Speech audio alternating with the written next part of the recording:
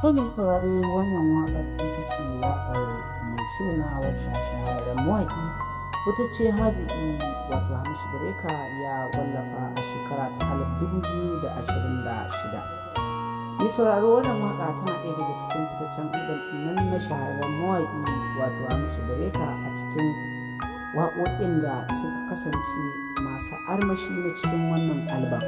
Saboda ka mai sauraro kada kai ƙasa a gwiwa domin jin irin haziƙan waƙoƙin da aka saki a cikin wannan album na shahararren mawaƙi Hamisu Breaker, kai maza ka garzaya domin samun naku a kasuwa cikin hanzari shine riba.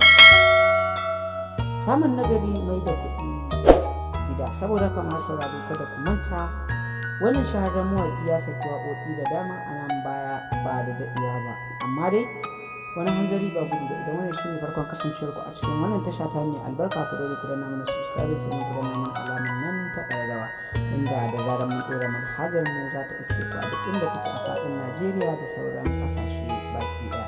Kada ku manta ku dinga mana like da share domin ƙara mana ƙwarin gwiwa da kasashe wajen kawo muku shirin mu a kowane irin lokaci. Masu sauraro kada ku manta ku dinga ajiye mana comment domin sanin ra'ayinku game da wannan tasha ta mai albarka. Mun gode sauraro, a huta lafiya. Allah ya sada mu da alkhairinsa. Amin summa amin.